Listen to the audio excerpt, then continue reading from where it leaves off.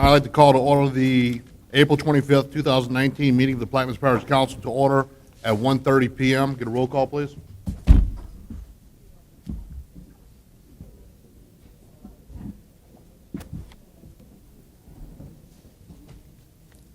The record reflect that all 9 council members are present, as well as Parish President Lapine, as Director of Public Service, and Parish Attorney. Let's move to item, I'll tell you what, before that, any deferrals or withdrawals? We'll start with Mr. Kognovich, Mr. Blink, Mr. LaFrance. 6-1, Is it deferred or withdrawn, sir? deferred. Is that all? Ms. Newberry? Yes. All right, I have none. 6I. 6I, deferred or withdrawn? Deferred or withdrawn? Mr. Russo? Yes, the proclamation 1B will be deferred, and 6B will be withdrawn until the administration comes back with a schedule. Dr. Gouy? None. Mr. Albro? I'd like to defer item 6F and 6G. Mr. Bartholomew, anything? All right, we'll go back over it real quick. Item 1B is deferred. Item 6A1 is deferred. 6B is withdrawn. 6F and G are deferred. 6I is deferred. With that, Ms. Marcotte, item A1 and 2, please. Executive session, 1A1, Paula Dove versus Plaquemines Parish Government et al., docket number 64-358, Division B, 25th Judicial District Court, Parish of Plaquemines, State of Louisiana. Attorney Danny Garrett, Councilmember Black. Number 2, Plaquemines Port Harbor and Terminal District versus Plaquemines Parish Council, docket number 65218, Division A, 25th JDC, Plaquemines Parish, Louisiana. Attorney Danny Garrett, Councilmember Black. I'll offer X for a second. Second. Dr. Gouy seconds. Machine is open on the executive session.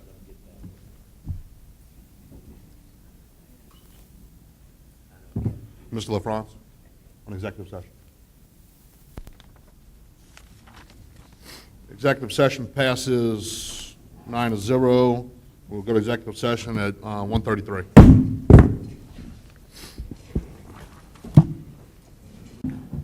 I'd like to call the meeting back to order with no action on the executive session at 2:05 p.m. If we can move to item 2, bids and advertisements. Think we have none? There are none. All right, beer and liquor licenses. I have none. Corey? None. Benny? No, we Miss- have none. Mr. Kognovich, you do have a special event? All right, we have one. Microphone, please. Hell Divers Scuba Club's having a fishing tournament in Venice Marina, April 4th, 2019. I offer, ask for a second. Second. Bartholomew. That's what it's got, today's date. June 1st. Sorry. All right, Mr. Bartholomew, June seconds. 1st. Any questions or comments from the table? From the audience? With none?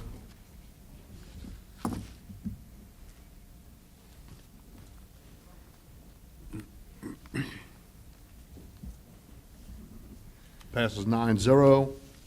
Does anybody have any problems taking 4A, 1, 4, and 5 in Globo, and then 2 and 3 in Globo? All right, with none, Ms. Marcotte, do 4A1, 4, and 5 together. 1, Upstream Exploration, LLC, application number 2018-656, dated September 18, 2018. Install pile clusters, wellhead protector, and drill the Satsuma A Prospect Quarantine Bay Field. Councilmember Bartholomew. Number 4, Upstream Exploration, LLC, application number 2019-260, dated April 10, 2019. Install 2 6-inch pipelines, Breton Sound Area Block 30, 31, 34, 46, and 51. Councilmember Bartholomew. Number 5, Hillcore Energy Company, application number 2019-265, dated April 12, 2019, install 4-inch flow line, Lake Grand, Eclay. Councilmember Blink. I offer. Councilmember Bartholomew offers. Can I ask for a second? Second by Mr. Blank. Any questions, comments from the table, from the audience? With none, machine is open.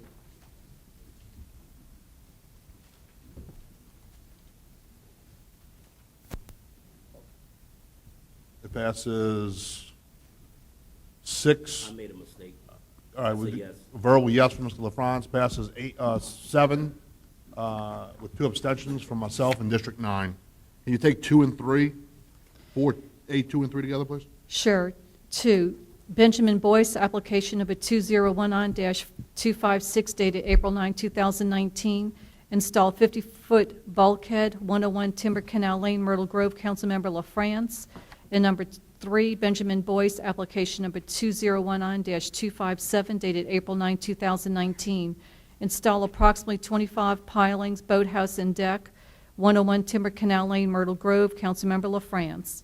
So offered. Offered by Councilman LaFrance, second by Mr. Blank. Any questions from the audience, from the table? With none, machine is open.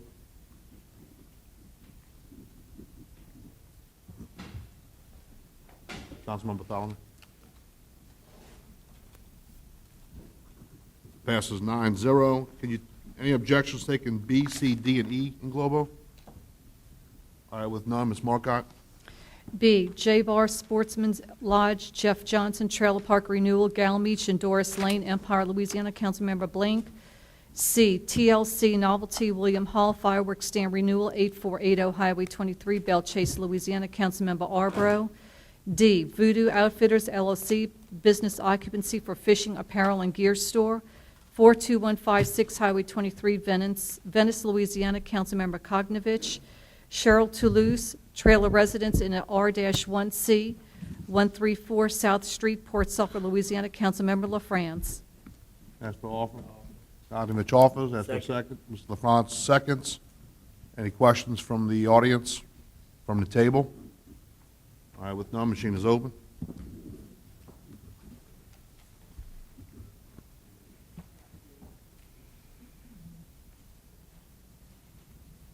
Dr.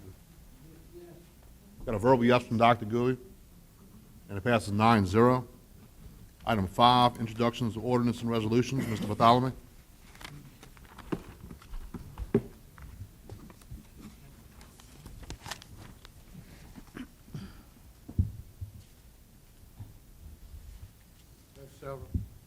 Okay.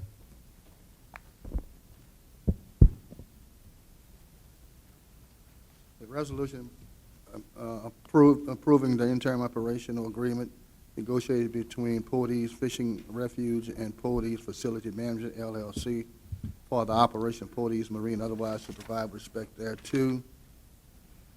An ordinance to amend the 5-year capital improvement plan for the Coast Guard inspection Belle Chase Ferry 2 project, otherwise to provide respect thereto. An ordinance to amend the 5-year capital improvement plan Reach C, Culvert Phoenix to Bohemian, otherwise to provide respect thereto. An ordinance to amend the 5-year capital improvement plan Repair Scarsdale Pump Station project for the 2019 general fund operating expenditure budget, coastal zoning, land department, otherwise to provide respect thereto. A resolution authorizing directing the parish president or his designee to take all material dredge from the drainage ditch along Highway 39 and use the material in Parlahatch Marina and Davant Park, and otherwise to provide respect thereto. That's all I have, Mr. Chairman. Mr. Albro. Dr. Gouy. Resolution authorizing Clackamas Parish government to acquire and fee 2.471 acres of land and improvements located in Section 9, Township 14 South, Range 25 East in Belle Chase, Louisiana, from Equiland, Inc., and otherwise to provide with respect thereto. All maps and exhibits are included. Mr. Russo. A resolution approving and authorizing Thomas J. Serpaz, Finance Manager, to execute a Louisiana compliance questionnaire to Calder, Slavin and Company LLC, and otherwise provide with respect thereto. A resolution indicating the intention of the Plaquemines Parish, State of Louisiana, to proceed with the issuance of not to exceed $24,500,000 Louisiana Local Government Environmental Facilities and Community Development Authority revenue bonds, Plaquemines Parish Go Mesa Project green bonds, and otherwise providing with respect thereto as provided by Chapter 10-D of Title 33 of the Louisiana Revised Statutes of 1950 as amended, employing bond counsel, independent registered municipal advisor, and underwriter, authorizing an application to the State Bond Commission.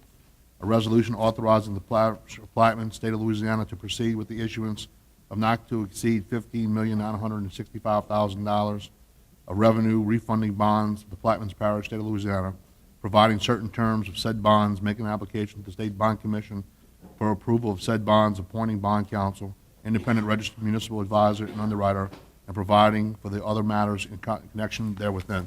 That's all. Ms. Newberry, Ms. LaFrance, Mr. Blank, Mr. Konovich, none? All right, with none, let's try to get some of the employees out. We'll go to 6A2, please. An ordinance to amend and amended to readopt Section 4 of Ordinance Number 142, the Comprehensive Zoning Ordinance of Plaquemines Parish, Louisiana, as amended, and the Comprehensive Zoning District Map therein adopted by reference, and which is paragraph thereto with reference to application number 2018-311 dated June 5th, 2018. Offered by Mr. Konovich. Second. Second. Anybody seconds? Second by Mr. Blank. Mr. Konovich. I'll let Ms. Amitra explain this.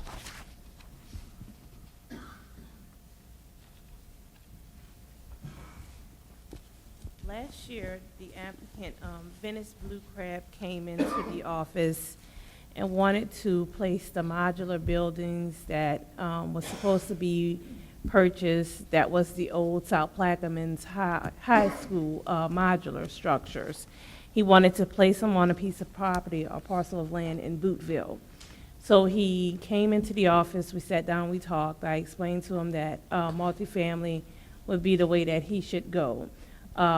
He agreed. I also explained to him that if anything was to not go right, he wouldn't be able to do another map change for a period of 2 years. He came into the office with that understanding. We moved forward. He came to the council, explained to the council what he was proposing to do, and here we are today. He's in the office he's in the audience to explain his position, if you would like to hear from him. He contacted me wanting, he said he talked to Ms. Amitra, and I don't think they had very good communications, and I contacted Mr. Burris, and this is what Mr. Burris came up with, and asked me if I wanted to go forward with it, so I asked Ms. Amitra if she was good with it, because I gotta go by her, and I'm gonna back her up with the ordinances she tells us, and that's where we're at today. Essentially, there's a provision in the code that says if you can get a re-subdivision with the condition precedent. So in other words, he had a zoned A2, he was going to buy some modular homes, put that, so he wanted to change the zoning to, was it RM1 or RM2? That never did take place. So all he's asking to do is have his property revert back to an A2, so now that he could put mobile homes on the property. And so it's essentially doing that. And there's an exception in the code that basically says if you're doing that, it's allowed, that there's a condition precedent. The unique thing about this case is that the condition precedent wasn't put in the original ordinance, but my understanding from the homeowner, he signed an affidavit saying that that was his intention. And obviously, Mr. Kogovich introduced the ordinance, and so I think we're good to revert back to the prior zoning classification without having to go through all the normal processes and procedures. Any other questions from the table? Mr. Blank? Are there Mike? Are there issues in the language where there's a actual difference between a modular home and a mobile home? Does that sometimes trip things up? No, sir. Okay, thank you. Any questions from the audience? Mr. Russo? Is there any opposition to this from any of the neighbors or anything? Is there any opposition to this? No? No, sir, there's not. Just state your name and your address, please. Lee McLean, Venice Blue Crab. Okay. All right, So with that- what happened was, the deal fell through with the buildings.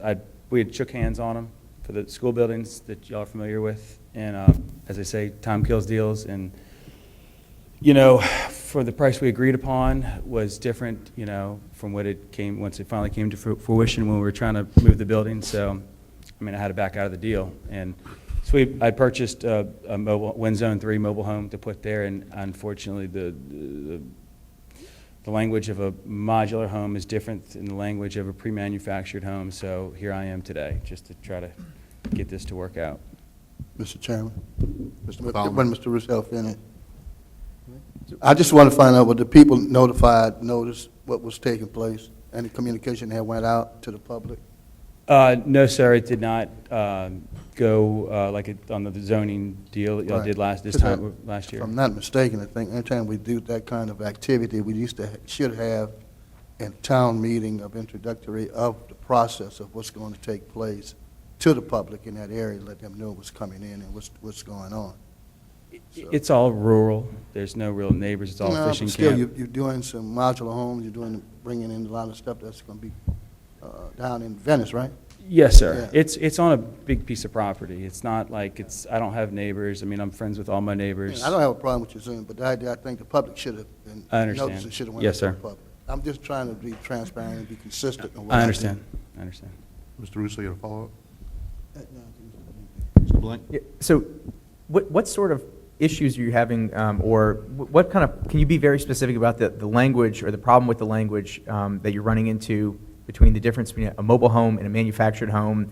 It seems like it's just semantics. You know? It is. And It's- so is there something in our code that needs to be updated to just take Well, I don't advantage- think there's a precedent in this. I don't think this has ever happened before, and according to Mitra. So it's a bummer that I couldn't use the buildings. And you know, we went back, there's thousands of house trailers down there. They meet the credentials, all Wind Zone 3, it's a new home, so. And, you know, I just want to be clear that, you know, we want to embrace business here, and we want folks, you know, whatever sort of business you're doing there, you know, if you're, you know, renting these rooms out or whatever. No, okay, absolutely not. Anyway, but if you're coming to, you know, invest here and you're going to pay taxes here, you know, we want to make that as easy as possible without Correct. running roughshod over, you know, environmental laws or, you know, concerns of your neighbors.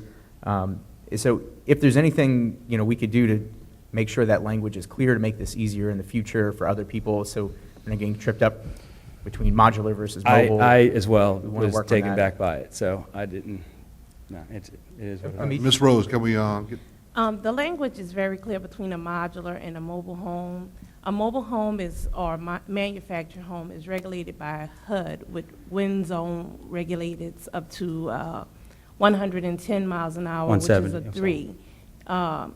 3. No, sir. 110 miles an hour for a wind zone 3 is the max for a manufactured or mobile home.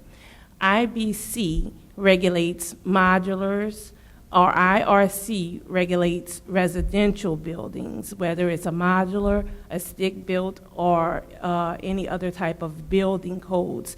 They are manufactured, well, they are made and constructed to wind loads of about 170 or 175 miles an hour.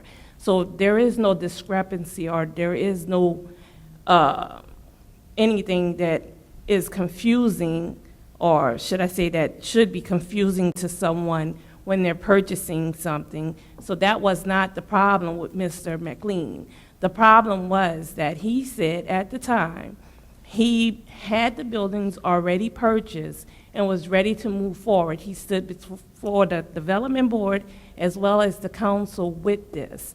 So there was no miscommunication between myself nor Mr. McLean. He assured us that this was going to happen, this was going to take place. Then he purchased a manufactured home and placed on the land, came into the permit office and tried to take out a permit for a manufactured housing, which at the time, Mr. McLean knew that manufactured housings would not be allowed in the zoning classification that he chose to go to. She is correct, but I did purchase two for another piece of property that I have on the jump, and like I said, time kills deals, and the price that we had agreed upon shook hands, and I'd given her 2 signed bill of sales when I stood before you guys last summer for the buildings that we were going to use on the jump. And, you know, at the time, she only requested notarized signed bill of sales for that, and I'd assumed we were just going to keep moving forward once that project was done and move on to the piece of property I have on 23. And unfortunately, the guy that has the buildings has sold them all to some school boards in the North Shore, and they're not available anymore, and I have to put a roof over my head, and I just assumed, she's right, I did not check with her, I just didn't know, flat out. I mean, I would have not done anything malicious to, you know, screw up what I'd started. It was a bummer, and so here I am. And once again, all we're doing is reverting the zoning back to what it was in July of last year. So it was A2 in July of last year, it was changed to RM2, and all we're saying is because he wasn't able to accomplish what he wanted, he's asking that it revert back to A2 once again, which it was as recent as July of last year. Because Yeah, going thank- back and forth, you know, he said he couldn't afford the price they wanted on the buildings. Kept telling me he was homeless, but you have a house somewhere else, don't you? I live in New Orleans, yes, sir. I'm a fishing guide out of Venice. If Mr. McLean has signed an affidavit, and he understands that it will remain A2, he cannot seek to have it rezoned for a minimum of 2 years. So it will have to be an A2 zone for a minimum of 2 years before he could apply to have it changed again. Do you have an occupational license in the parish? I do. For All right, any other questions from the table? a fishing guide, or I had prior had some houseboats, but I sold the houseboats, and that's you why have we're. one for a fishing guide service? I should. I gotta check my wife. You should. I know. I'm usually on the up and up, so that's a question for my wife. She pays all the bills, so. If you don't, you better get one. Yes, sir. I'm pretty sure I do, though. All right, any other questions from the table? From the audience? All right, with none, the machine's open. Thank you. Thank you, guys.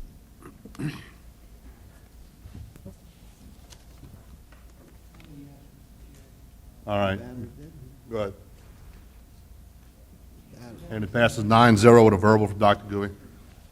I'll tell you what, before we go to the next item, let's go back to the President's status report. It's all you, man. It's open. Thank you, Mr. Chairman, and welcome back. Thank you. Saturday is the YMCA, the Beerus Volunteer Fire Department Crawfish Ball at Fort Jackson, starting at, what time, how about 12? 11:30, okay, 11, I'm sitting right there. By 11, let's say 11, getting there early, 11 to 5, in the Fort Jackson, please come out. Tuesday, May 7th is Give NOLA Day at the Care Center on Keating Drive. So please come out and support the Care Center and give plenty to the NOLA Care Center. September 29th, the AC contractor train will begin repairs on the Port Sulphur YMCA.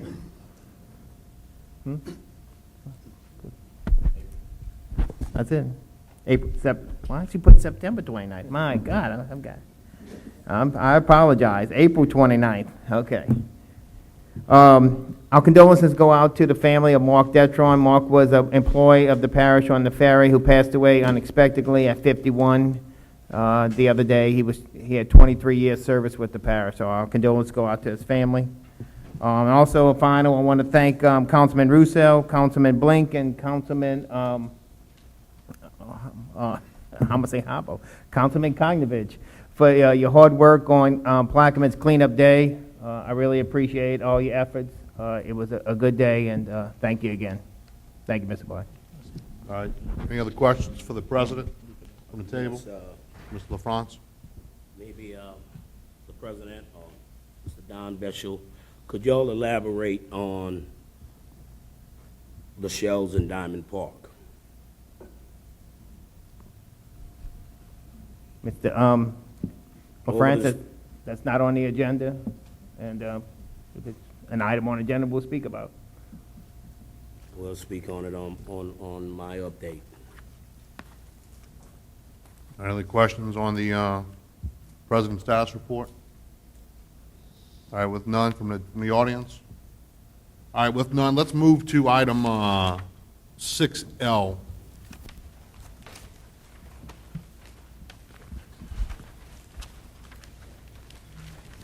An ordinance to amend the 2019 Manpower Structure Firefighting Fund, Ambulances Department, and otherwise provide with respect thereto. Mr. Albro? I'll second. Mr. Albro? Yes, this is ordinance for the firefighting fund for the ambulance department to create a supervisory position. I believe Captain has called and spoke to most of y'all, but he is in the audience if anyone has any questions.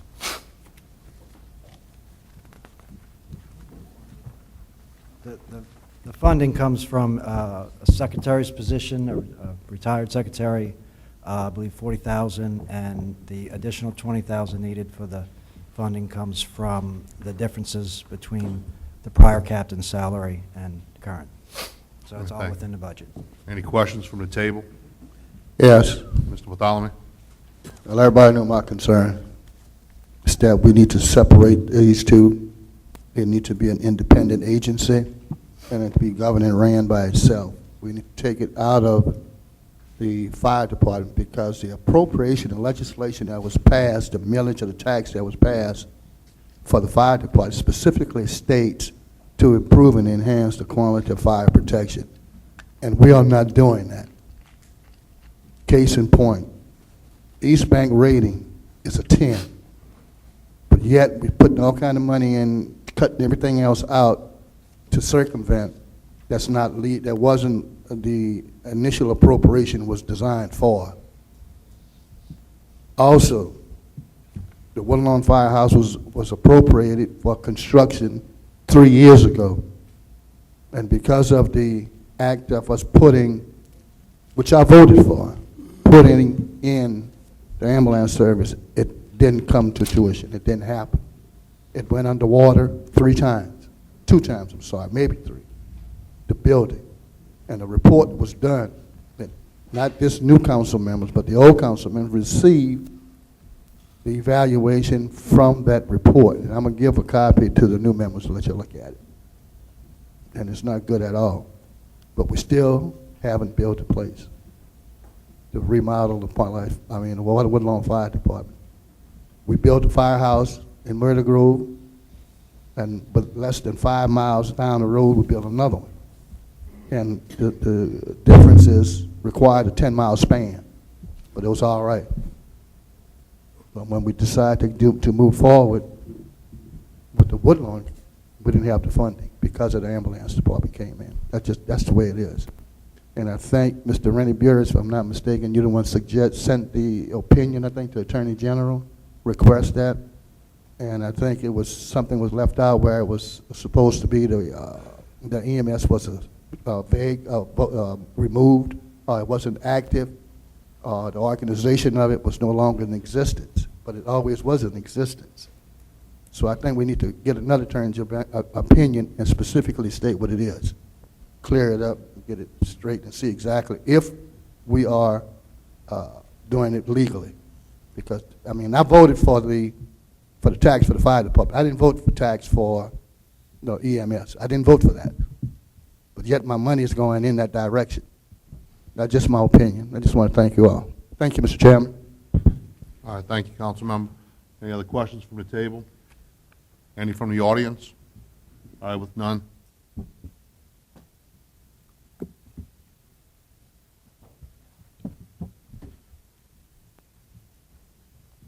It passes 9-0. I think that's all for the employees. We'll move back to the order of the agenda. Move to 6C. 6C, yes, please. An ordinance requiring all developers to maintain and repair all streets, utilities, drainage structures, and other improvements within their development for a minimum of 5 years and otherwise provide with respect thereto. Councilmember LaFrance. I so offered. Offered by Councilmember LaFrance. Can I ask for a second? Seconded by Mr. Russo. Mr. LaFrance. This ordinance here is all about accountability. We need to hold these developers, these contractors accountable for the work they do. On liability, I wouldn't want the parish, the taxpayers, to be responsible for any type of substandard work or anything of that nature. It also came to my attention that our inspector, that they are using a third-party inspector, that our parish inspector is not being involved with this. So I so offered. Any questions from the table? I'd like, Mr. Conover? I'd like to see about making an amendment to drop it to 3 years instead of 5. All right, we'll move to Mr. Blank first. Sure. Councilmember LaFrance, I agree with you that there needs to be some accountability. I would like to see the onus on the equipment or the infrastructure. For instance, a certain thickness of slabs, culverts that can't corrode, other things that, like I said, put the onus on the machinery or the infrastructure itself, and not so much on an arbitrary point in time. That I would be really happy to support anything, any sort of legislation like that. Mr. Blank, this has been on the agenda for over a month. At the last meeting, I asked if any council member or anyone had any concern to contact me. I haven't heard from you. And Have you heard from anybody? the only contractor I spoke to was Mr. Hero and Homeowners Association of New Orleans, I believe, the developers of New Orleans, and that was it. Yeah, I think one of the representatives is here. I'll open it up. Just state your name and your association, please. Thank you, Mr. Chair. Evan Lukadakis, I'm the Government Relations Manager for the Home Builders Association. And unfortunately, what this ordinance would do is completely stop development in Plaquemines Parish, because when you put an onus like that on developers to have a warranty for 5 years on the streets, drainage, driveways, you're accounting for unforeseeable instances that these developers can't pay for.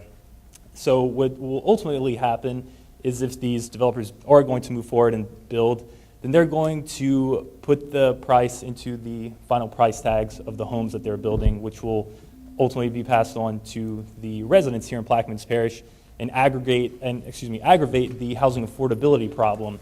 So in other parishes like Jefferson and Orleans, they do have a 1-year option. And when you see developments have major problems and defects, those will usually arise after 1 year. But when you're looking at something 3 or 5 years out, I mean, a whole number of things could happen. An 18-wheeler can drive up and down the streets every day and crack and buckle the roads, and we're going to put the onus on the developer to pay for that. So this is very bad for business, and I know Plaquemines is open for business, which we don't want to see happen. So thank you very much for allowing me to speak. I got a question for Yes, you. yes, sir. You said that like 18-wheelers will grow in there. Once you build that street, start selling lots, aren't cement trucks driving on it? So now we got every house in the subdivision has cement trucks coming on it, doing the problems. I was just giving one example of some kind of instance that could happen where That's a- uncontrollable for the developer, that is not their fault. I don't think no 18-wheelers are gonna go in a subdivision like the Parks of Plaquemines or anything, but they're gonna have a lot of cement trucks, stuff like roll-off boxes and doing the problems to the roads. And for example, the drainage, residents could do illegal tie-ins in the drainage system, and we're going to put the onus on the developers to fix that problem. So it'd be all right to put it towards the taxpayers of Plaquemine Parish. Well, usually in those types of developments, the homeowners association typically will maintain those types of streets. But like I said, whenever you're requiring them to maintain that for 5 years out, I mean, they're going to have unforeseeable costs that they'll have to include in their bottom line. Can you spend a little time talking about what some of the neighboring parishes are doing, what sort of warranty period they have, or? Like I said, in Jefferson and Orleans, they do have a 1 year, they'll have a 1 year option warranty. So, like I said, after that period of time, those are when the major problems will arise. And then after that, they'll turn it over. But I understand accountability is your main concern.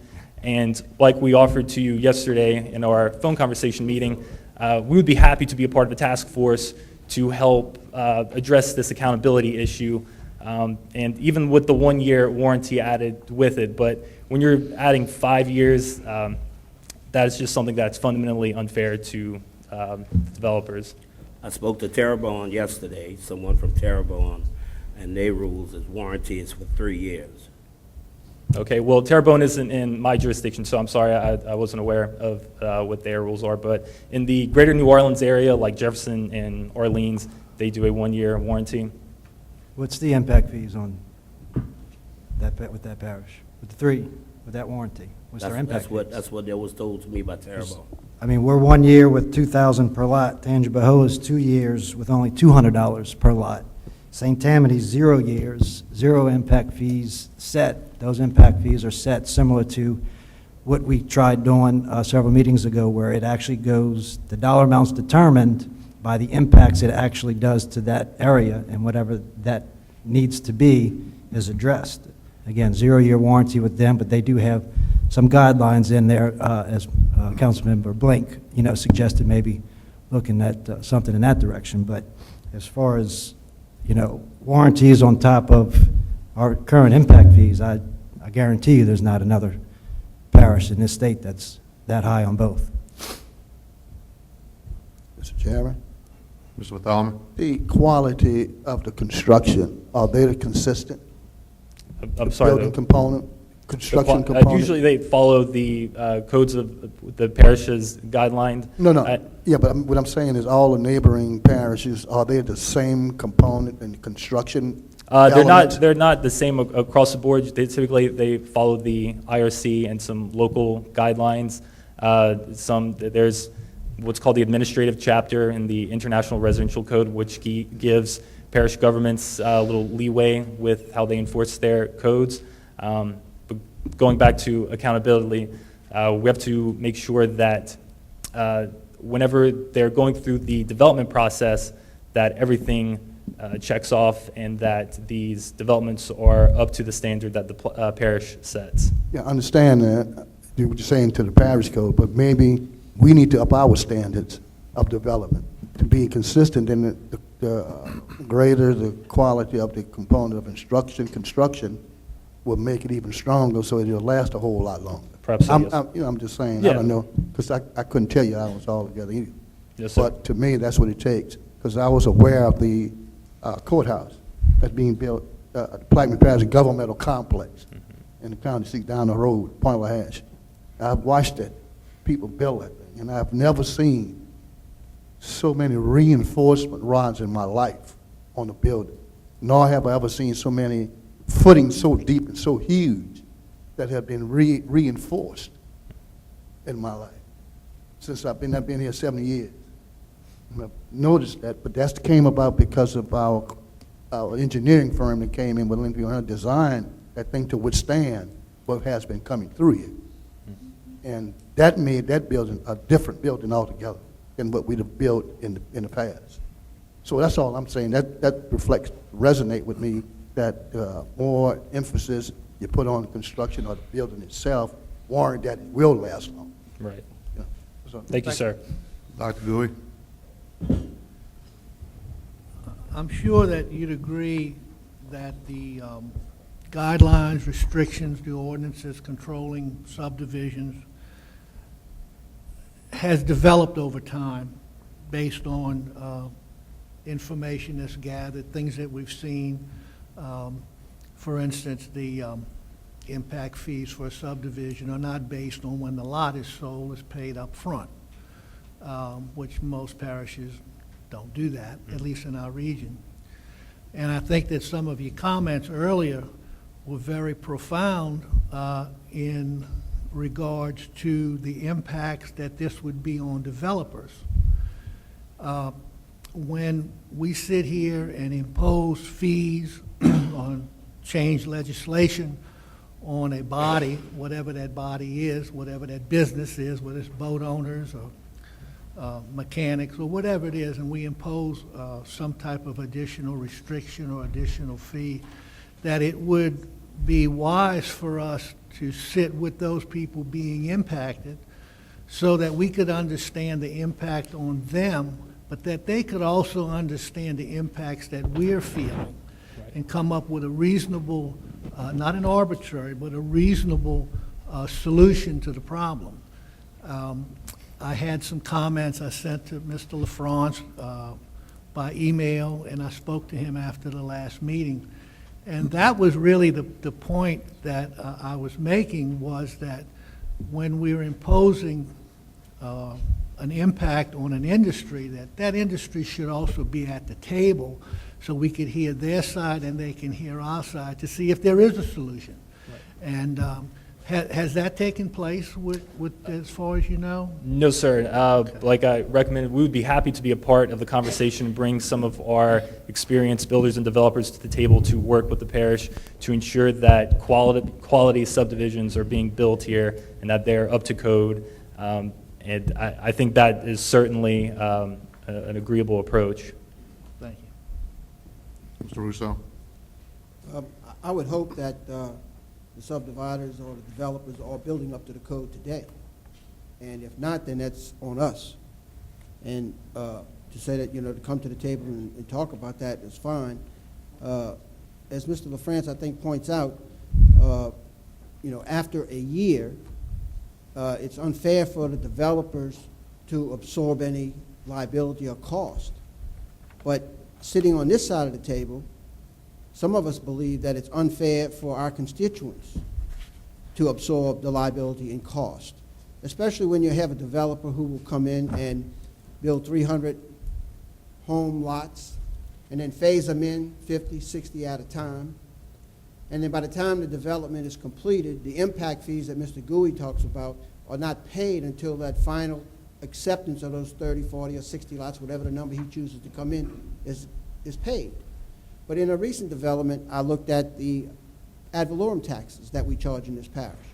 And to give you an example, one of the developers, after totally built out with the homestead exemption, the government would receive about $50,000 a year in taxes for the whole development, which doesn't seem like a whole lot of money when you sit here and think that you got to repair the streets. And when I think about trying to equate us to New Orleans, have you ever driven down the streets in New Orleans? I live in New Orleans. It's terrible. Yeah. So I wouldn't want to be compared to New Orleans for anything, especially streets. And so I think that we should look at it. I can concur with Mr. Konovich of maybe 3 years. I can also agree with you to sit down and work with the developers to see if there's something else that could be done. And you mentioned that, for the homeowners associations, some of the homeowners associations take care of the drainage, which is good for us. The streets, maybe not. That's going to be on us. So we have some work to do, and I agree with Dr. Gouy that, we need to have some kind of consensus. But I think the intent of Mr. LaFrance is basically trying to say, look, Plaquemines Parish cannot afford to accept a subdivision and after a year accept the responsibility of the streets when the developer is going to continue to sell lots for the next 10 years. And those cement trucks are going to continue to go across those streets for the next 10 years until that final lot is built. And so that's why I tend to support at least a little extension or some type of grace for the taxpayers of Plaquemines Parish not to absorb that, because when the developer finishes the development, he's gone. So how do we get to that common ground? And like I recommended, after the completion, after a subdivision project is completed, after that year is what the developer would typically warrant to the parish, where they would repair those types of, if anything were to happen, they would repair those types of improvements. So I understand where you're coming from, where you want to ensure that this doesn't negatively affect the residents and taxpayers of Plaquemines Parish. But at the same time, when you have a period like that of 5 years, 3 years, I mean, those types of costs are going to ultimately be included in the final home prices, which is what we're trying to avoid.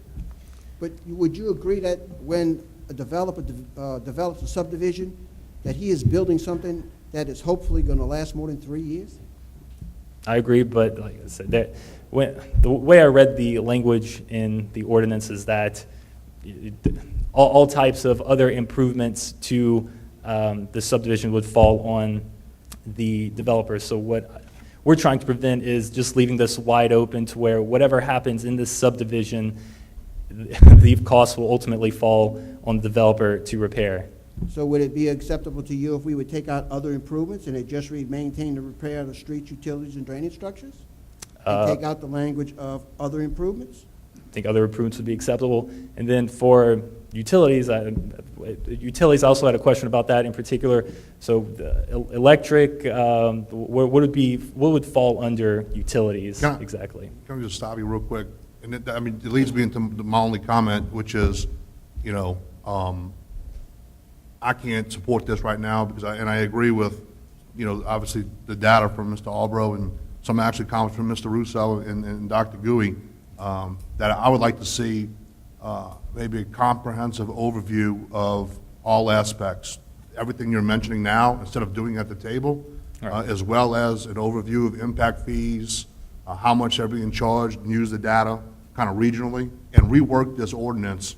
If there's going to be an amendment to the actual code of ordinance, rework it in collaboration with members of the council, the administration, possibly permits, and your association, as well as developers and home builders, and kind of come up with a collaborative approach to a good ordinance, not just a knee-jerk reaction or something like that. So I would ask for it to be deferred and have a sit down, have a couple of meetings, and really do a comprehensive overview of the ordinance itself, as well as the other aspects, to include impact fees and the things that Mr. Russo and you just had a discussion about. So until that's done, I can't support it. I have something to say. Ms. Newberry? I think Mr. Black's correct on this situation. I also have a developer in my district. I don't think he would be happy with this, because if this gets voted on today, that means Idlewild wouldn't get developed. Is that correct? I don't know for sure. Well, Okay. Well, let me address that. Idlewild's already developed.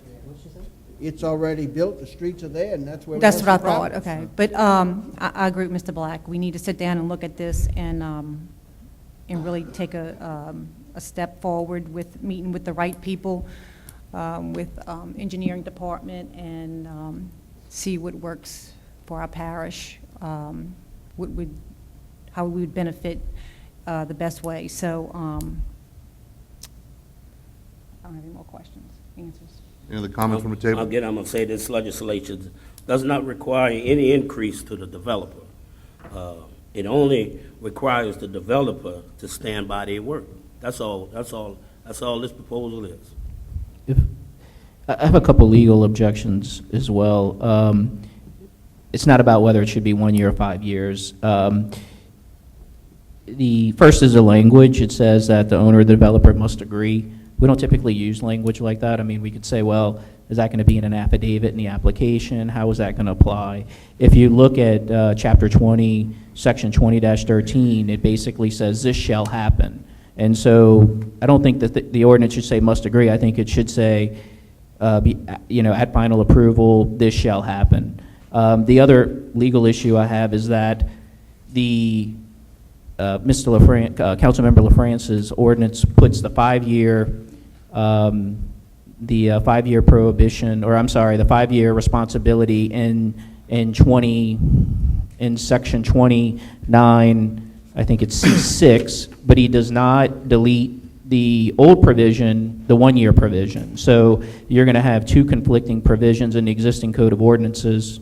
And then the last thing I would say is, my other legal concern is that any developments that have come before the council for conditional approval, I would have some concerns about changing the rules of the game during development. And the reason is once the council authorized a conditional approval of a given subdivision, the developer went out and started building that subdivision based off of the conditional approval. And that approval, as it stands now, would be that the responsibility is for 1 year. So to change the game on those developments that have had conditional approval, I think would invite lawsuits. And so I would have a major concern about that, which I think can be remedied. What you would simply say is that all ordinances that have up to the present date or the effective date of this ordinance who have been conditionally approved, the 1 year rule would apply, and all new conditional approvals or any subsequent subdivisions, the 5 year rule would apply. So, and just for the record, I'm not just springing this on Councilmember LaFrance. I spoke to him about my concerns about 2-3 weeks ago. I proposed an amendment. He rejected that amendment, and I told him that I would express my concerns at the table. And so, I'd like to ask that if you would be willing to, if Mr. LaFrance is willing to defer this for 2 weeks, were you willing to provide the amendment to all of us so we can all look at it? Oh, yes, sir. Yeah, I have no problem with that. Yeah.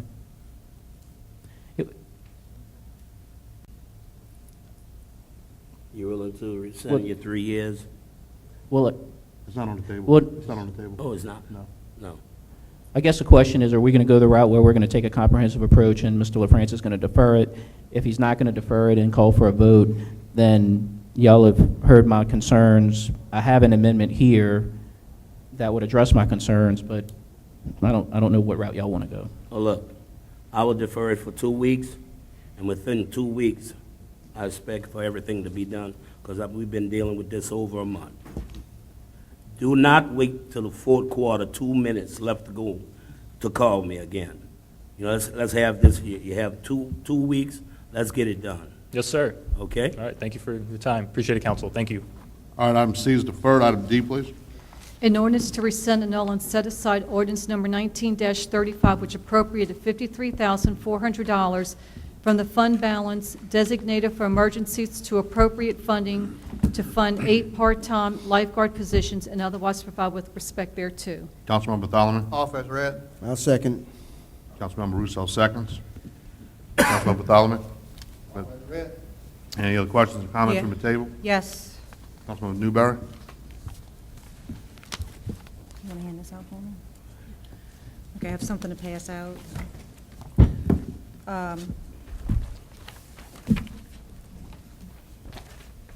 I've had some issues in the past. Talked to Mr. Bartholomew about this. I'm not disagreeing with the lifeguards, I understand. I know we've had some issues with the Avant pool. I'm passing out a piece of paper. This is the budget, so I'm asking all council members to look at this.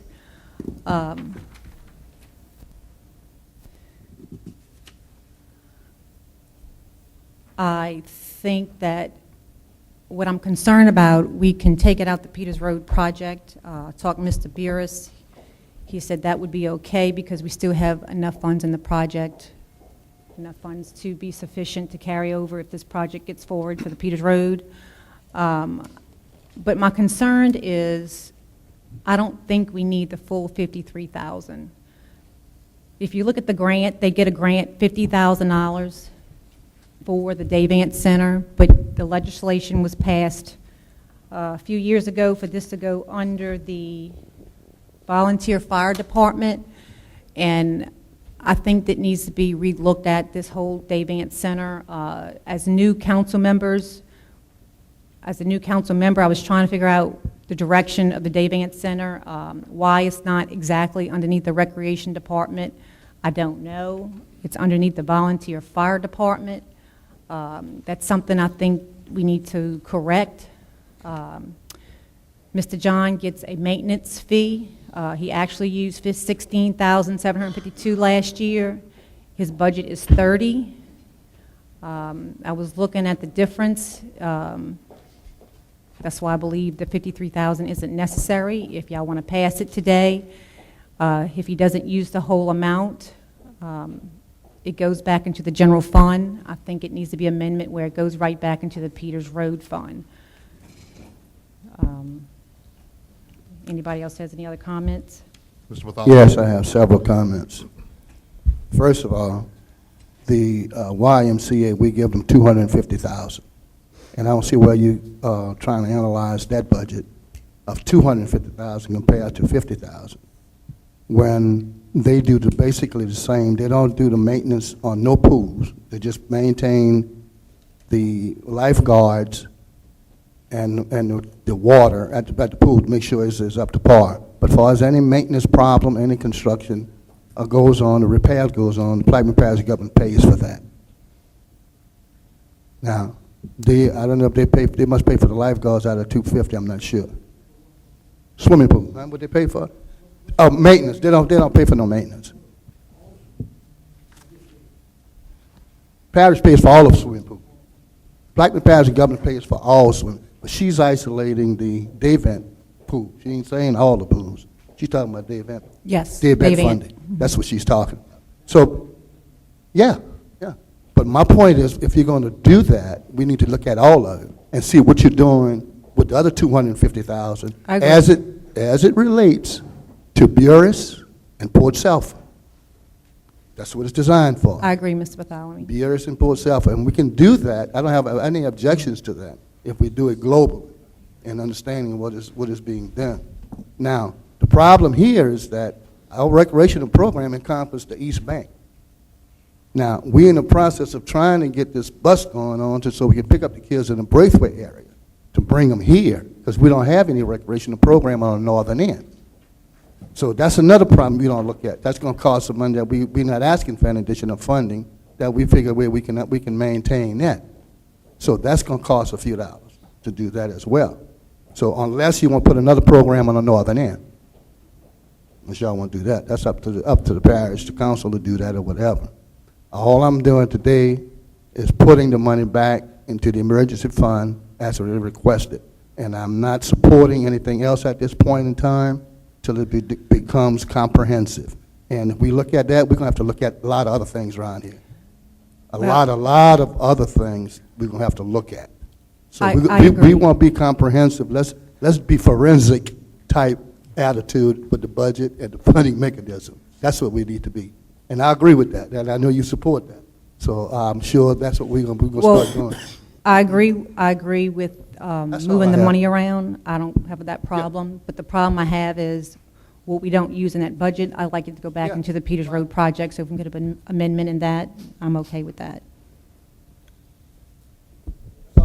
Mr. Russo?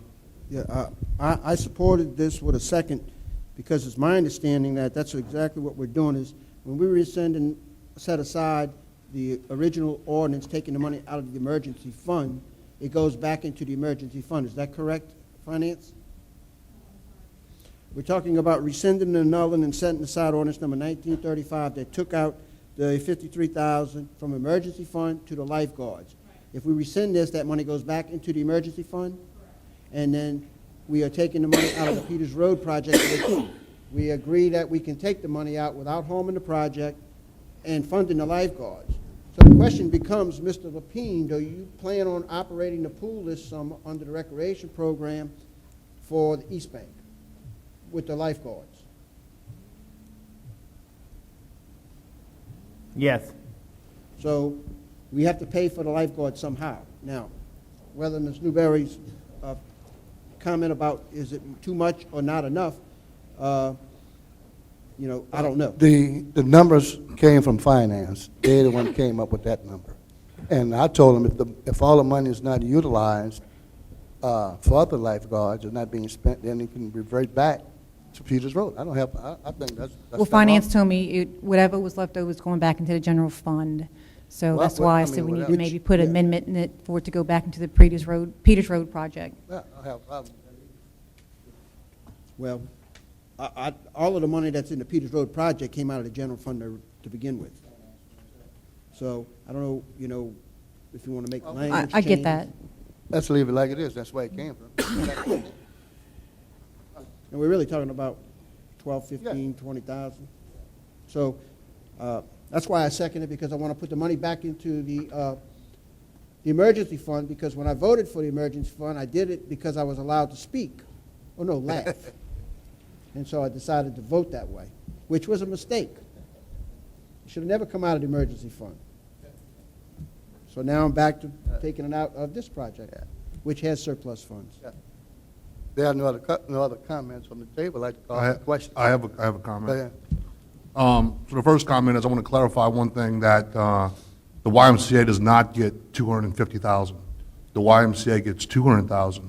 3 years ago, you asked to remove the $50,000 from the YMCA to go to your special recreation fund, which we did that.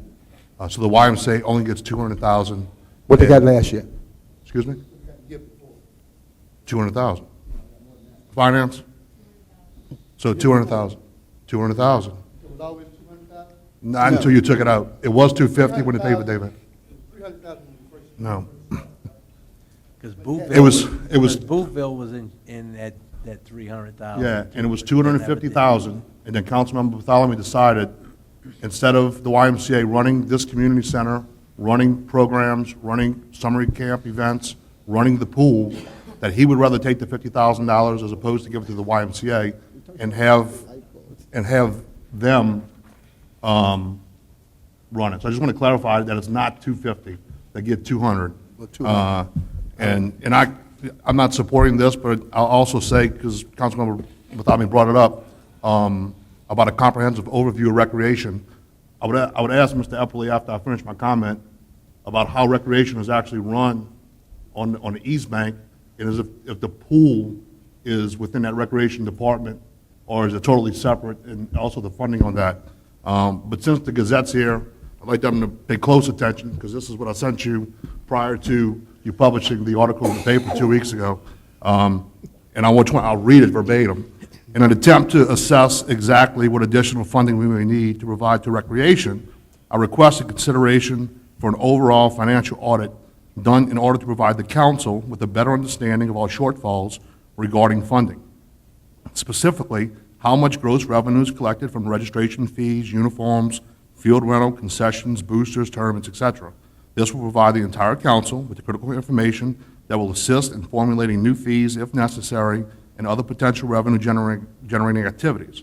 Our common goal is to make the Plaquemines Parish Recreation Program, in total, the best around, and we have to start the process by assessing where we are financially. An audit is a great opportunity to do just that, so hopefully that clarifies my request to the audit committee members, as well as being on board with you, Mr. Bartholomew, to do a comprehensive overview of recreation parish-wide. Yeah, first of all, let me clear up your statement about why we had actually requested funding. During the BP oil spill, this community was devastated. Didn't have any way of economic development and employment whatsoever. I petitioned President Y, asked them to waiver the fee for those people, the people on this side of the river, because they've been in a destitute since the destruction of the seafood industry, because that's what people made their living from, seafood. And they denied it. They offered to cut it down to $10. I said, well, if you have a family that's on subsidy, and you're going to have 4 kids in the family, that's $40 a week. Times 4, $160. And they don't collect that much of money, because then they have to buy grocery, pay the utilities and everything else that they have to do with the family. So how are they going to pay that? So they can't come. And I asked them just to let them go and continue managing it. And they were receiving assistance from the oil companies and from the government. And that's the only reason why I requested that. And they denied that. And then I went before the council and asked them to assist in us running this recreational program at no cost to the people because of where we are economically. No development. Nothing's going on. And they supported the $50,000 for that reason. And that's why we have that.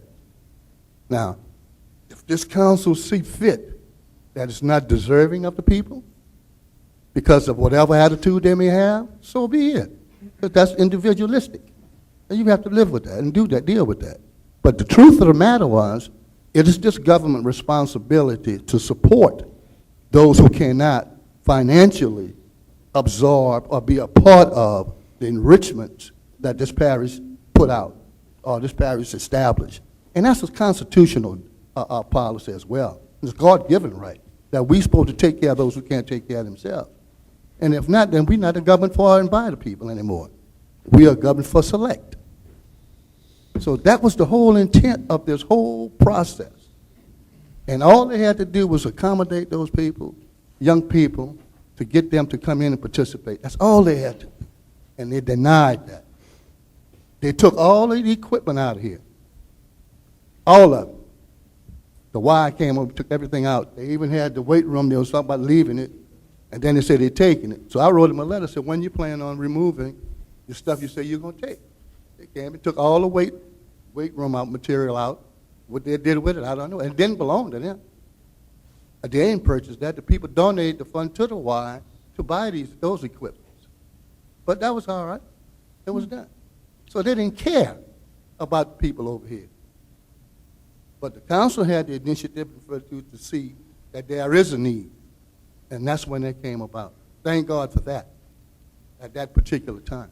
Mr. Batali. That's all I have. I have a question. Of course, you're dealing with a new council here, and we're just trying to come to an understanding on your views and Mr. Black's views. But I have here that y'all collected $2,068 from the pool last year.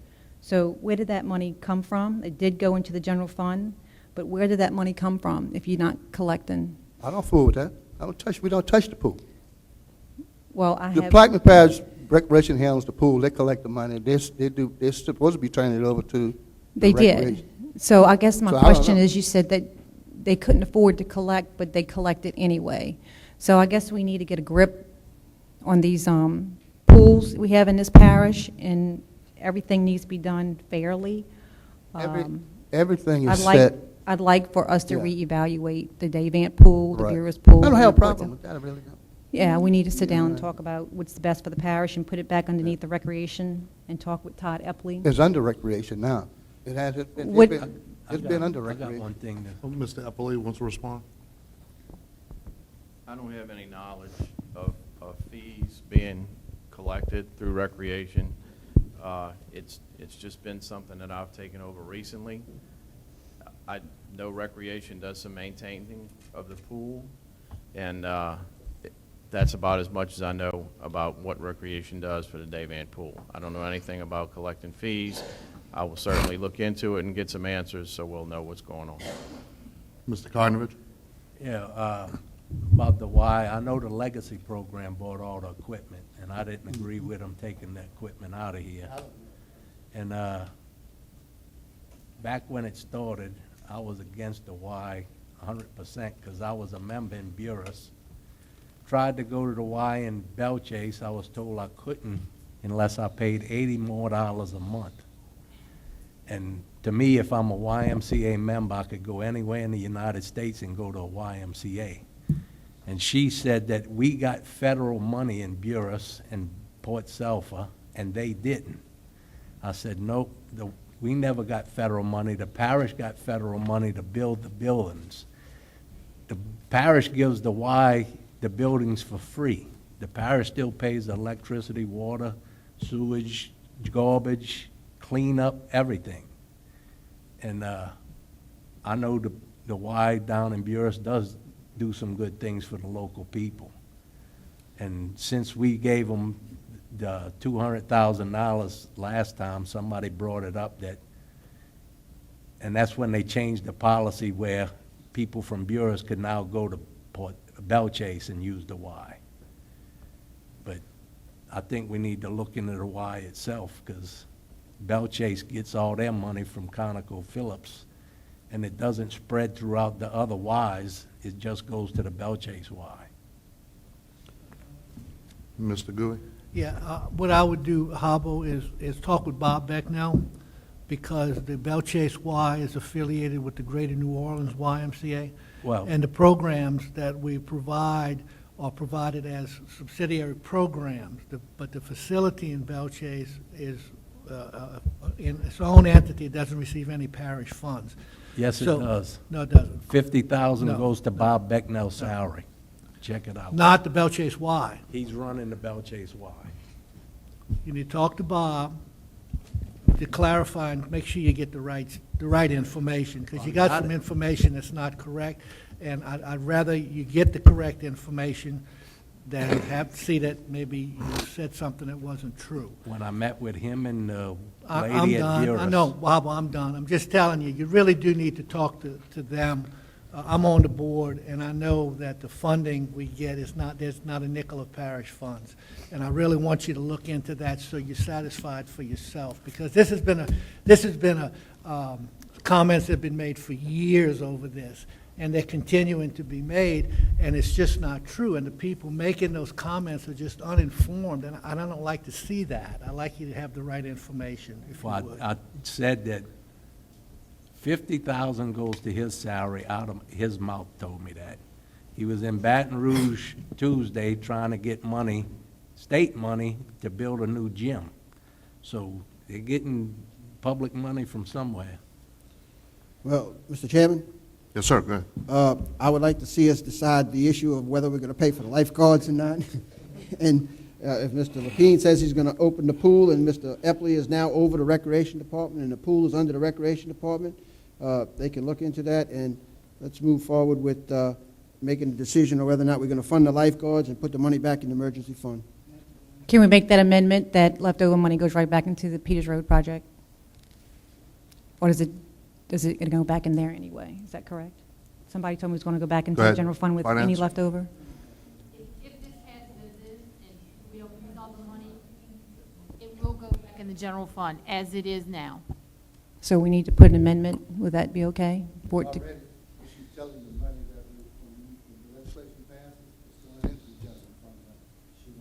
No, in She emergency wants it to fund. go into the back. You're talking about the Peters surplus Road. of after The the. The surplus, Road exactly. bypass. No, go Peters back Road. into the Peters Road project.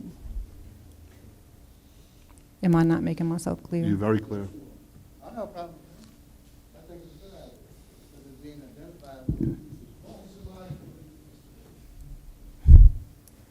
I have no problems with that. I think the money's identified for specific purpose.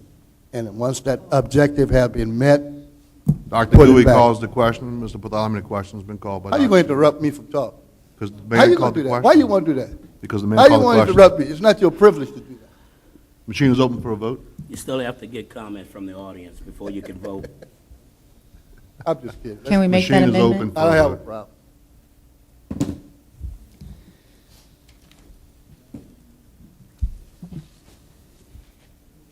Clear the machine, please. I'm sorry, can you clear the machine? Machine is open for a vote. And it passes 8-1 with 1 no vote from Council District 2. Next item, please. 6E, an ordinance to amend the five-year capital improvements plan for the replacement Point-La-Hash Ferry Ramps project and otherwise provide with respect thereto. So offered. Second. Seconded by Councilwoman LaFrance.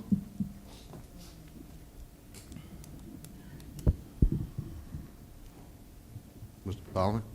Thank you. Everyone is aware of the fact that the ramps on the lower part of Blackman Parish have to be replaced. There's no doubt. So the question is, and it's been on the agenda, to determine whether or not we want to move to rebuild where they are or rebuild in a new location. So really what I'm saying is that we need to get some input from the council members and see what's their privilege or what's their preference in doing that. But we need to start acting now because the courthouse is coming on board pretty soon. And we need to get those ramps done. It's get to be terrible, you know, we need to get it done. And The director is working diligently with the state to try to get the components together for the funding mechanism so that we can move forward. So I guess that the factor would remain whether or not we want to build where we are or in a new location. And the only proposed suggested new location that I have is in front of the courthouse, where it used to be, on the east bank. And I think we own property across the river, by the water intake over there, I think the water plant on that side, if I'm not mistaken. That's more or less straight across. Can't hear you, John. From there. So that's the only property that we own in that area. Now, the other land we own. Can't hear you, John. It's on. I know, but you're not talking into the mic. We still have the right for the property where we are. As long as we use it, it's ours to use. But once we move away from it, then it reverts back to the landowner, the one where we are now. So, but just like I said, the area that the parish owns close in proximity is front of the courthouse on the east bank. And I think by the water plant on the west bank, the West Point Lab. So the question is that we need to come to some kind of consensus which way we want to go and where we need to go. Or go ahead if we're not going. And I don't know how much, you got an idea how much the state has funding for the project? Mr. Epp, roughly?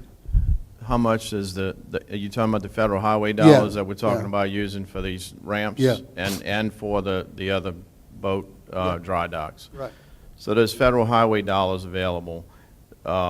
It's been accruing since 2013, and it's got a 3-year rollover period. So if you don't use it within 3 years, it rolls off and it gets redistributed. They decided they would give us an extension to 6 years, which gives us until September to have encumbered about $3 million, or it'll roll off. Now, the one project you introduced today would be for the dry dock for the Belle Chase 2, and the other two boats both have to go to dry dock also. But if that $3 million is not completely encumbered by September, whatever's left in that is going to roll off. That's going to leave us, I believe, an area of $5 or $6 million, and it accrues at about $700,000 a year.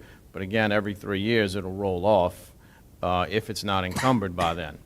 The $600,000 for the design for the ferry ramps could be included in that as something that could be encumbered. But there's also a 20% match that goes along with that. So the parish would have to come up with 20% of the money in order to encumber that money. So that's what Stephen Sibley told me over the phone this morning, and that's what monies are available as far as I understand. So we really need to move as quickly as possible. And I think Mr. So we're only in danger of losing the first $3 million but we don't want to lose any. by September.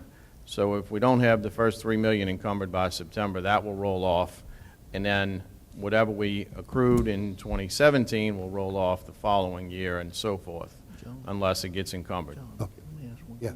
And the question is, Belle Chase 2 has to get done, or else it'll be put out of service, according to the Life Coast Guard or something? Yeah, so the Belle Chase 2 is up for recertification Right. for the Coast Guard certificate. If it does not get recertified, the Coast Guard will just force us to tie it up. I'll yield to my colleague. The 20%, I didn't catch, the 20% of all of the funding, or 20% of just the 600,000? So 20% of all of it. Of all of it. Any of the federal highway dollars that we encumber, we have to come up with a 20% match. Gotcha. So, and what Mr. Bartholomew introduced earlier was for the 1.2 million for the Belle Chase 2 dry dock in order to renew the certificate and keep the boat running. Our match would be about $240,000 for that. Gotcha.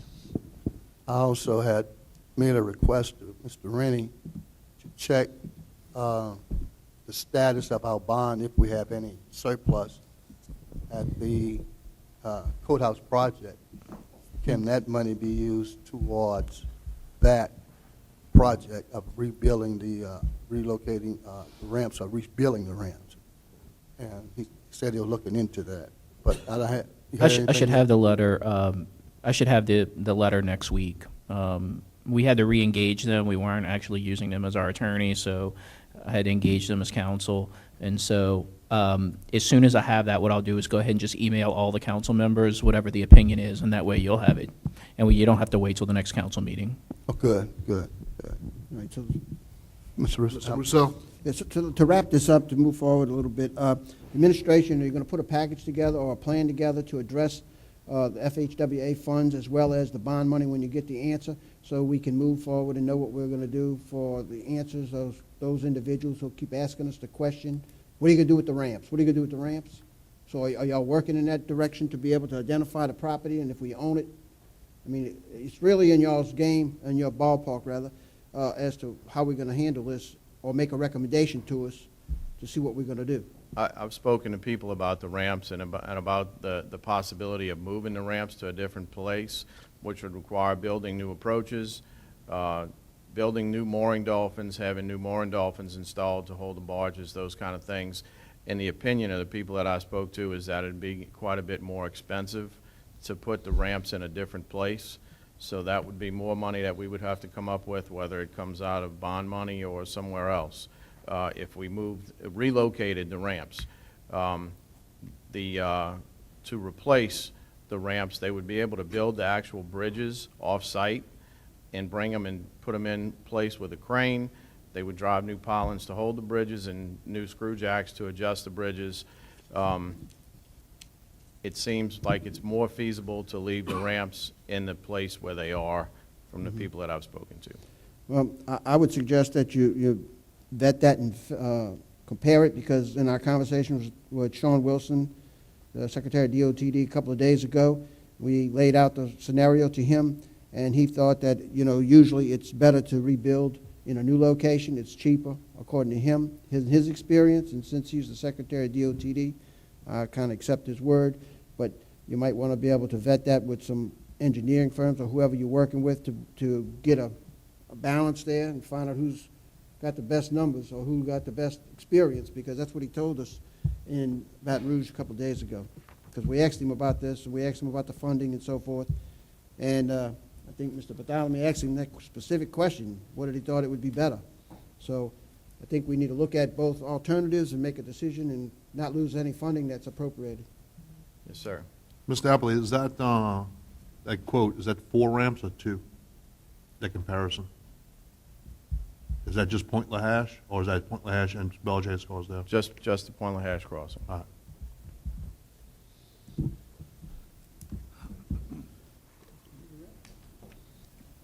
What's your wish, Mr. Bartholomew? I'm finished with that till we hear from the administration, more or less, to move forward and what we need to do. So I'll be waiting on administration input and direction, so we can get onto the same page, on the same umbrella, and just move forward. So I withdraw. You said you're withdrawing it? All right, you said withdraw, yeah, we all heard you say withdraw, sorry. E's deferred. H, please. An ordinance to rescind, annul, and set aside ordinance number 19-35, which appropriated $53,400 from the fund balance designated for emergencies to appropriate funding to fund 8 part-time lifeguard positions and otherwise to provide with respect thereto. All right, she's withdrawing it. Councilmember Newberry. J. An ordinance to amend the 5-year capital improvements plan, repairs Davant Pool Project, the Port Sulphur YMCA Pool Project, and otherwise to provide with respect thereto. Councilman Bartholomew. For discussion? Can we get a second for discussion? Second by Mr. LaFrance. Councilman Bartholomew. Yeah, I think if we can recall, a couple of years back, we appropriated $60,000. We appropriated $60,000 towards the renovation of the Davant Pool for repairs, so for the leakage. And as it stands today, we still have the leakage. And we had consumed up to $20,000 worth of water costs for water usage because of the leaks. And that's phenomenal.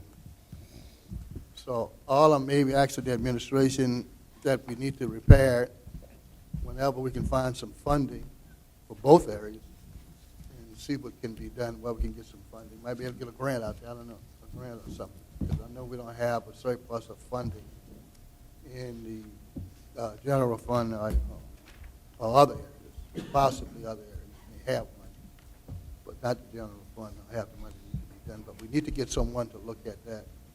And I do believe that we have, the recreation is looking at the area, the pool. I don't know about the pool itself, but they are looking at to see if they can identify where the problem exists at the day event area. Where is the pool leaking? It doesn't necessarily leak until we fill it. So the pool itself is not cracked, not leaking. It has something to do with the pumping mechanism, or where the water is recycled or something like that nature. Somewhere in there it has to be leaking. Because as long as it's full, it leaks. And when it's below the skimmers, it doesn't leak. Just my observation. I don't know too much about the pool or anything like that.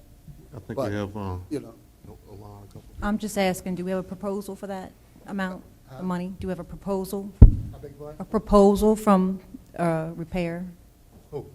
I'm asking. No, I don't have. Oh, okay. I'm trying to.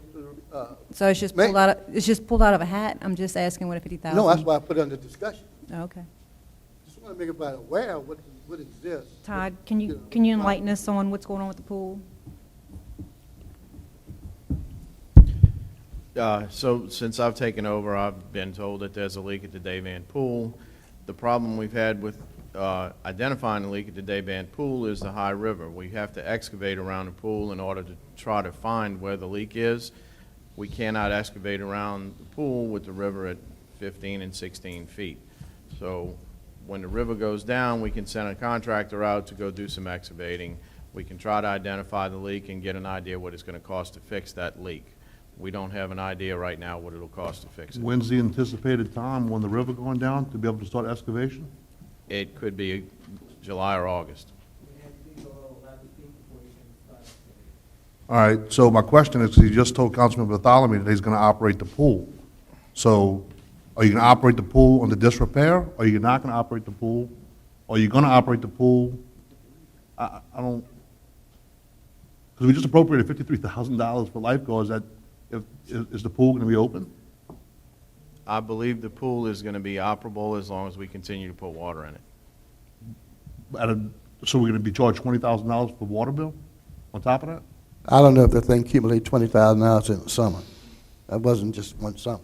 Oh, that's what I was asking, I don't know. No. Okay. Councilmember Russo?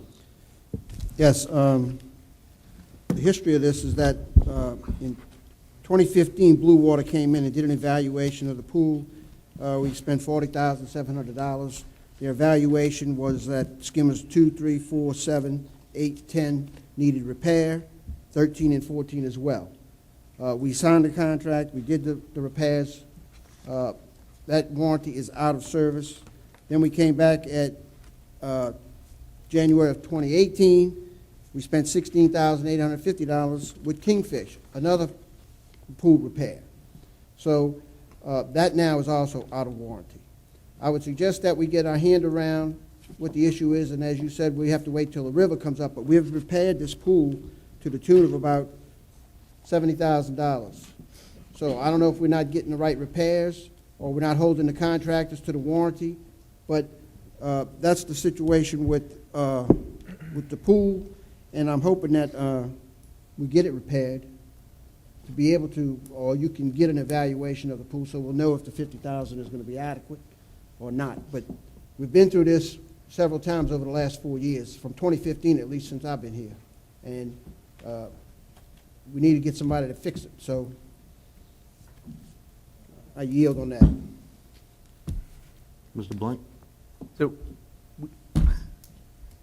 we don't bury our dead below ground in South Louisiana for reasons. You know, having a swimming pool and a built-in swimming pool in the ground is just, it just doesn't work in the long term in South Louisiana. When you pump them out, they pop out of the ground, they break the lines. You know, again, just the need for, you know, long-term vision and thinking down the road and living within the bounds of nature here. I mean, there's just certain things that, you know, it's harder here than in Sheboygan.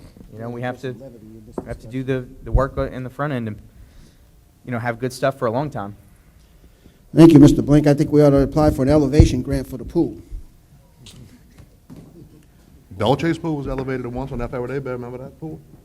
It seems like they're a money pit for the parish. Yeah, I mean, that's, Ms. I'm Newberry? sorry. Hold on, Sorry, Ms. table, Newberry. please. What Table, you please. said? Ms. Newberry has the I table. didn't hear your comment, I'm sorry. I just think that the pools are a money pit for the parish. We are actually in a financial situation, and, Yeah. you know, sprinklers work for my kids. They can work for all, I don't know. Mr. Bartholomew, table is yours. Y'all finished? Defer. All right, that one's deferred. Item K, please. An ordinance to amend the 2019 General Fund Manpower Structure and Operating Expenditure Budget, Flood Control Department, and otherwise provide with respect thereto. Mr. Albro? Defer it. It's deferred. M, please. An ordinance authorizing acceptance of donations for the Homeland Security Emergency Preparedness Department and to amend the General Fund 2019 operating expenditure budgets, Homeland Security Emergency Preparedness Department, and otherwise to provide with respect thereto. Councilmember Albro? I offer as read. Offered, ask for a second. Second. Second, Mr. Kokrovich. Mr. Albro? No comment, I just ask for everyone to support for the Donations. donations to be accepted. All right, donations. Questions, comments from the table, from the audience? None?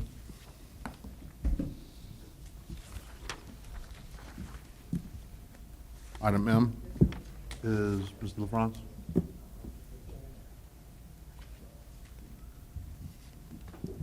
It passes 9-0. Item N, please.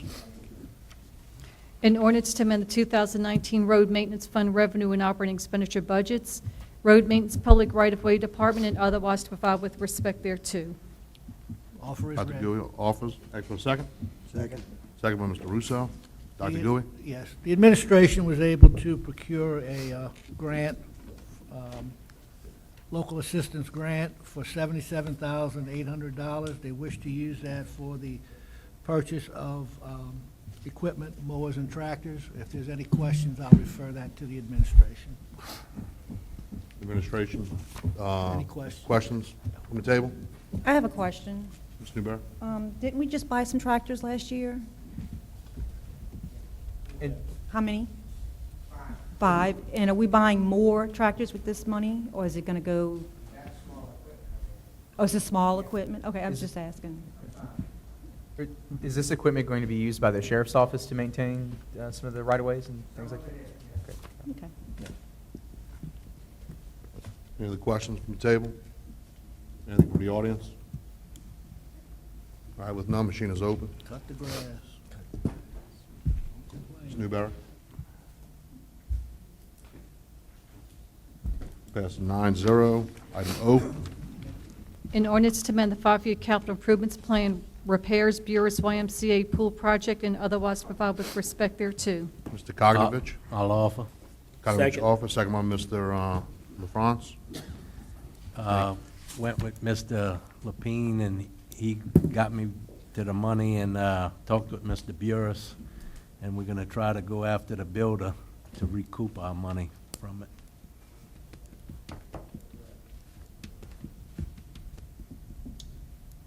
Any questions from the table? I just want to make a statement. Again, this is the type of shady work that has been done in Plaquemine Parish. You know, I don't know who the contractor was or whoever, but these pools, every pool that they have in Plaquemine Parish have a problem with it. But again, I just want to say pools are underwater. Again, This one was built up. oh, yours was built up? Yeah. Mine is underwater, you know, the pool's underwater. But that's what happened when you're doing shady work in Plaquemine Parish. I want to say something. There is a proposal on this, is that correct? You said, Mark, 90,000 is what the proposal came up? The bid, There's a yeah. a bid on this? Yeah, we got quotes, several quotes to do several different things to fix that.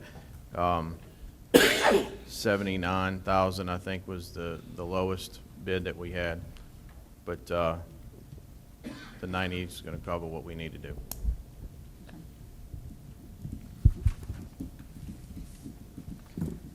Any other questions, comments from the table? From the audience? All right, with none, machine is open.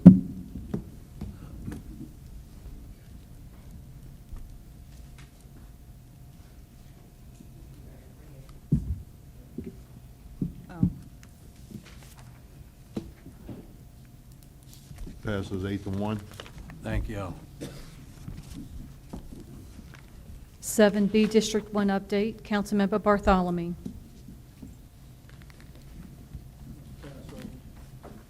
Pass over. C, please. District 9 update, Councilmember Cognivish. I'd like to thank the administration for the grass cutting at the fort for this coming weekend, and been noticing a lot of ditches cut. Appreciate all that. I got an email about the LA statewide flood control program, and I've never gotten contacted about putting in any of my concerns on the projects. But the one project in Venice is raising Coast Guard Road. And I got a problem with state funds being put towards a private road. And I'll give you a little history about the Coast Guard Road. Back when it was built, Louisiana Fruit donated the property at the end to the parish. The parish built the road, then the property was donated back to Louisiana Fruit. So the parish people paid for a private road for Louisiana Fruit. And if we're gonna fix roads down the road, I got a lot of culverts on the state highway that need to be replaced. But that's about all I have. Any questions or comments from the table? From the audience? Thank you, Ms. Cognivish. D, please. District 7 update, Councilmember Mr. LaFrance. LaFrance? Yes, I just want to let the council know that Post Alpha Library hasn't been worked on for over a month. I've been in contact with the architect, with Yates and Yates, and they are well aware of what's going on. Again, this weekend,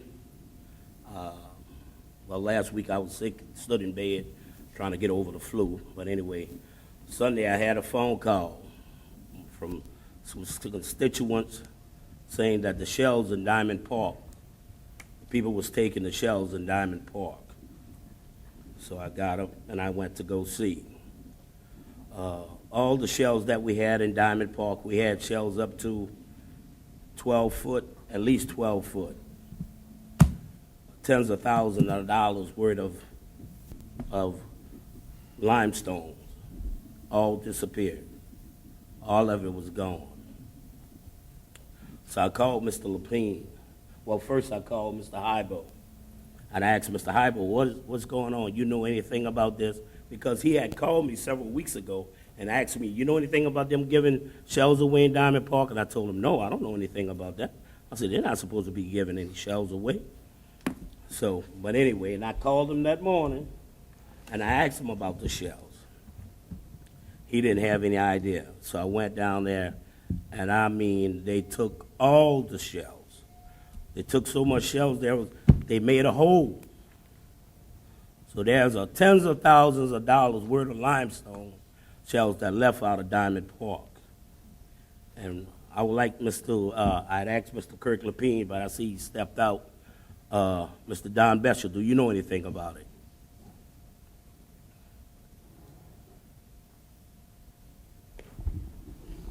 Mr. LaFrance, I heard about this last week. In fact, one of the employees told me just recently that they wiped out rocks at Diamond Park that really was there for a long, long time. So I'm unaware as to how it all got started and how it came to what it is. I do know that the rocks were put there by, I don't know if it was the Corps or FEMA. It was stuff that if we had to use it, that it was going to cost us money to try and use it because they had bigger rocks in it, like, chunks of rocks, not big enough to be riprap.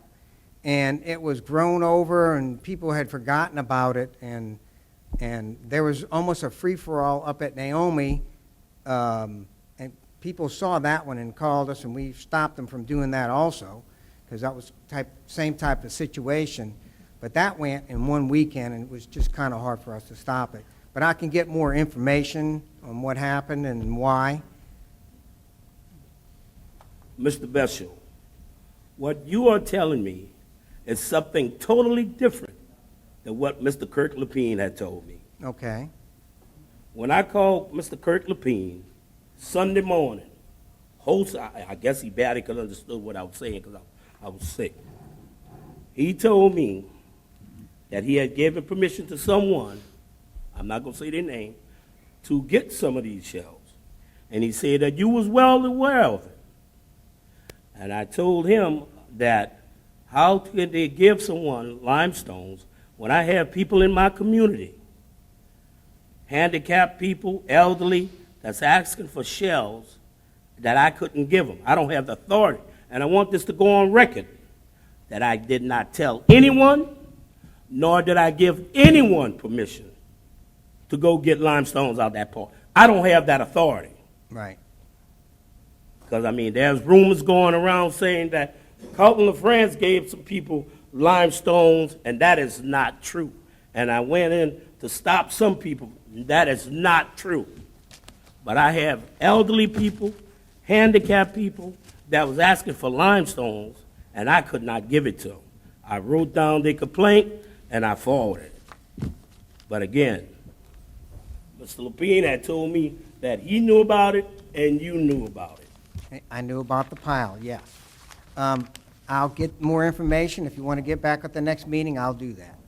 So this morning when I'm going to the office, there's 2 more trucks back there. I have to go back there and I'll stop them. But I stopped some Sunday. But again, this is not right. There's nothing right about that. Again, the people who live right there in the community, they need shells, and I don't have the authority to give it to them. Right. Mr. Russo? Yes, I would like to, after hearing what he just said, the legal department do a thorough investigation and report back to us at the next meeting as to how this came about and how these thousands of dollars worth of limestone disappeared. Because the history has been around here, suing people, employees, and so forth for mismanagement of rocks and all. Here we go again with rocks. And I know that for a fact that when I was not in office and came to a council meeting, I had to listen to a director talk about how they took all of the rocks out of the park on the East Bank and distributed it to private individuals. Now, if we're doing that, again, giving permission, giving away public property, we got a serious problem. So I'm asking the legal department to do a thorough investigation and report back at the next council meeting as to what happened with those rocks. Mr. Russo, I'm even going to say that they had triax dump trucks in there. Dump trucks bigger than what the parish owns. Triax, roll-off dumpsters. This was all told to me. And it was so bad, it was told to me that some of them who took the rocks is selling them. Well, I would suggest that the sheriff's department be called in and file a police report on theft of public property. And let the sheriff's department get involved in how this came about. And if the sheriff's department doesn't want to handle it, then you got to get to somebody that will. Because if this is true, this is a serious allegation.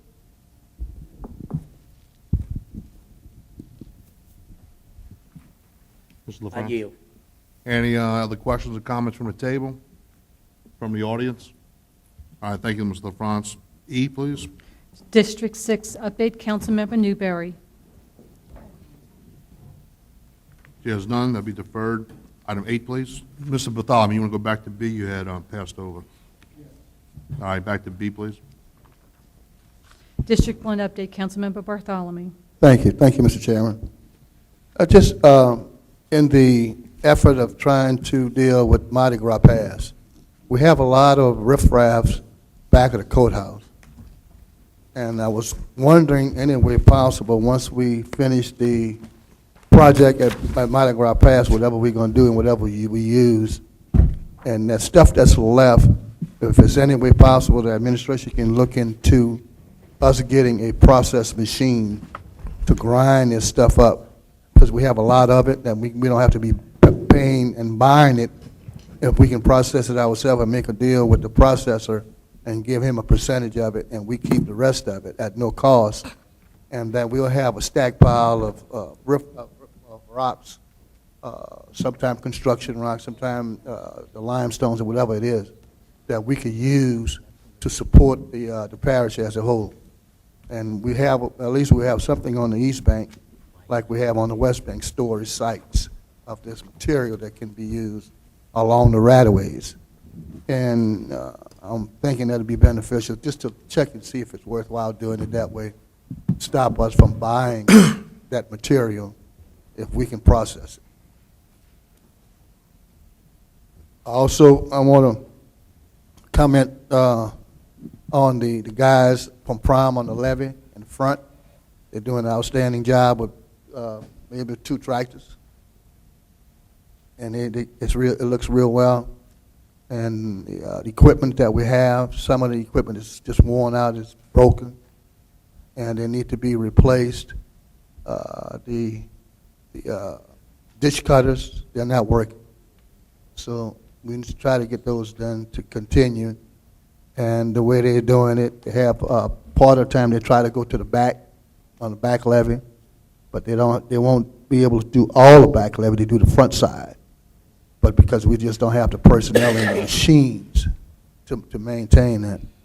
And I know what we're supposed to maintain that according to the Bureau Levy, Grand Prairie Levy District, the monies that we receive, and that's what it's designed for that, to maintain the levee, drainage, and grass cutting, and things of that nature. So whenever it's possible, we need to improve our equipment so that we can do what we've been doing in the past with the personnel and the equipment. And I want to just commend those guys. I think they've done a great job for with the resources that they have. Just want to thank the Prom Department. Courthouse, I think the second floor just about finished. Council chambers is just about, it's done. They have all of it covered up with the boxes, but everything is in place. And now they're trying to finish up the second floor with the judges, and that's going to be a while. And also the streets cannot be dug, also the generator because of the river. That's hold up for that process, for those projects. So once that subsides or the river drops, they can start that process and start working on the outside. They have all the perimeters, enclosure around the bottom of the governmental building. It looks good. It looks real good, real good. There are people, Plaquemine will be proud of that building when they go in and see. That's all, Mr. Chairman. And I want to welcome everybody that stayed for the distance to the east side. Sometime the ferry might not work, so you're going to be able to sleep over in here.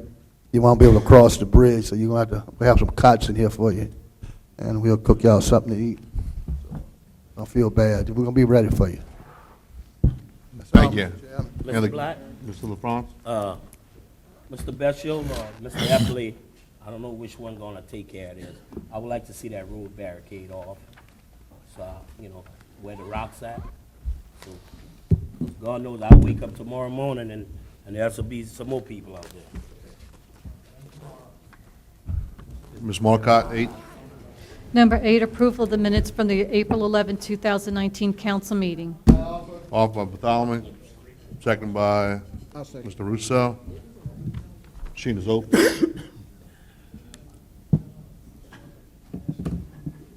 Minutes past 9-0. Move to adjourn. Mr. Russo moves to adjourn. I'll second. Machine's open. Passes 9-0. The meeting is adjourned at 3:54.